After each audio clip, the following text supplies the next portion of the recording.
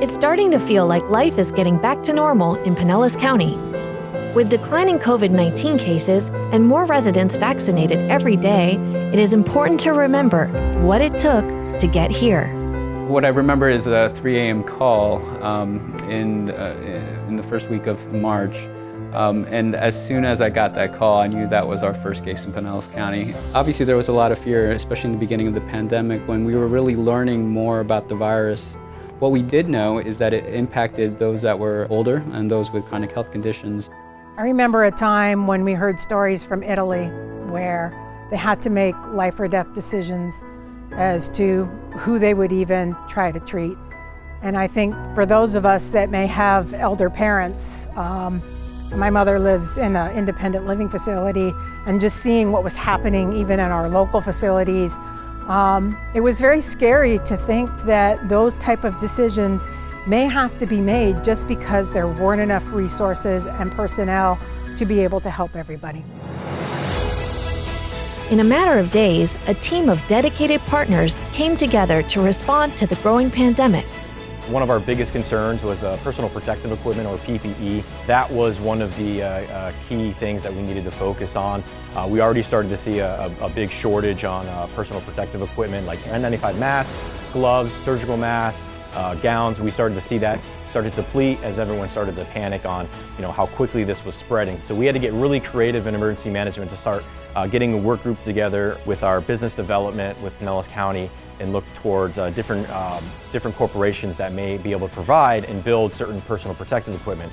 We worked with our cities, our city managers, our mayors, and everybody stayed, with one playbook. We stayed together, and that speaks volumes to, kind of that team spirit and we know we're stronger together. The county also worked hand in hand with the sheriff and other law enforcement to keep people safe in everyday life. Implementing state and national health protocols proved critical to slowing the spread of the virus, which was a particular threat to our aging communities.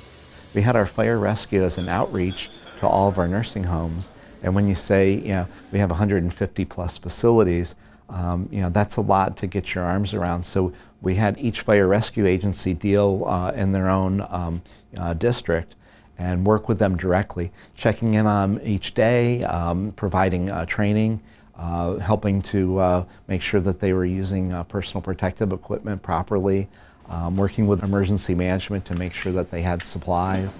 There is a gut check moment the first time you walk into a room with a known COVID patient, and that takes a certain special kind of person to be able to do that, to strap on the mask and to knowingly walk into that room. And I can't tell you how proud I am of all of our folks who just did that over and over and over again over the last year and a half.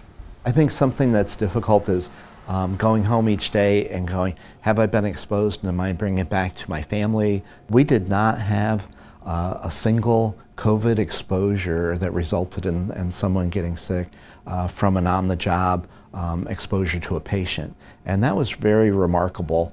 I think one of the most important steps we took is we formed an executive policy team that could learn from each other, strategize, and then develop options for us.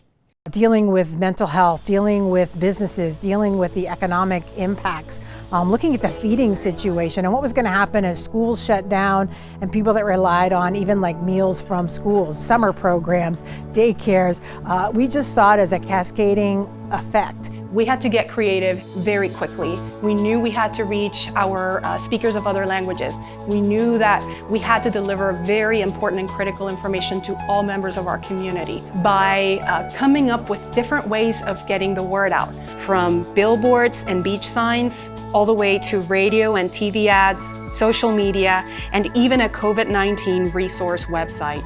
We made sure that we touched everybody that we could in this community with the information they needed. I'll never forget the first day. The state was on the way with the testing kits, and people were already starting to line up, and we were promised they would be here at a certain time, and they weren't. I picked up the phone, called the Community Health Center, Elodie, their CEO, and I said, I need some testing kits. What do you have? I need your help. And right away, without hesitation, she got one of her staff members, sent over testing kits, and we were able to start that day. And from that day on, it was over a year that we ran testing sites From the summer of 2020 all the way up until the spring of 2021, we did 193,000 tests. The individuals on site were a combination of licensed practical nurses, registered nurses, CNAs, Florida National Guard. We had county employees, city workers. BayCare's always felt that it was very important to identify patients that were positive in order to contain the spread to their friends and family and ultimately to our community. So we thought it was really important to step up and be part of that solution.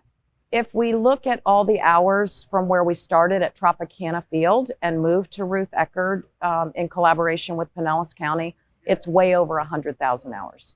I won't say that we weren't tired.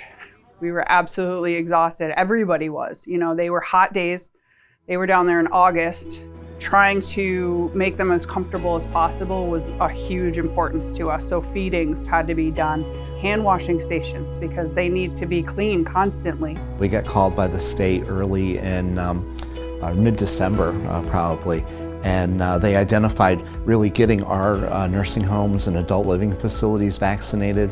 Our clinicians were frustrated that we weren't making any headway with this thing. They kept seeing sick people and dealing with the uncertainty of all this other stuff, but the vaccine really offered them the first time to go on the offensive, and they jumped on it. You know, they wanted to provide something that would be an actual end to the pandemic rather than just managing the fallout from it. People really helped out without any questions or any other considerations.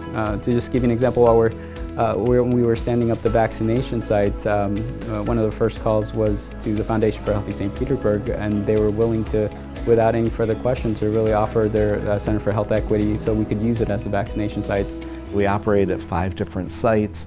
It took a couple of hundred people each day to operate them, and we utilized all of our fire rescue paramedics from the 18 fire departments, Sunstar helping us with logistics, Department of Health nurses. They really came together and operated as one. There are any number of firefighters, paramedics, and EMTs at the vaccination clinics, and together in partnership with the county and the health department, we managed to help vaccinate about 250,000 people. At its peak, you know, we were doing 4,000 shots a day as a Pinellas County EMS system, which is just remarkable because of all those little gears turning in the right direction. We saw the people come in, get their vaccines, and saw the look in their faces, how grateful they were, how happy they were, and that was probably one of our most rewarding moments. The Department of Health and numerous partners hosted clinics and community events to ensure everyone had access to the vaccine. We've done things like go into churches, go into schools, going to community centers, going where people are to try and help them understand with awareness. We've taken also those same efforts in testing and vaccinations to those areas. I think that we should all be optimistic that things are moving in the right direction, but not lose sight that there are still people getting sick and that there are still people working really hard under really difficult conditions to try to help them. Although we're certainly moving in a great direction, I don't think we're entirely done with this yet, and I really do hope that people continue to make good, informed choices for themselves and their families about whether or not they should be vaccinated. I think seeing things open up, seeing people outside, enjoying themselves, we have seen a lot of things come back to more of a normal state, and that does give me hope. I'm most proud of the partnerships, how strong the partnerships came together, because ultimately this has been a once-in-a-lifetime pandemic, something that I hope we won't see again in our lifetimes. Folks were exhausted, but no one ever gave up.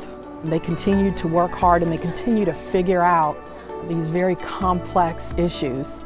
Just an amazing team we have and an amazing community. I'll brag about this, you know, forever. Pinellas County employees were amazing. Everybody had their best intent and their best foot forward. A lot of hard work and, you know, everybody working together.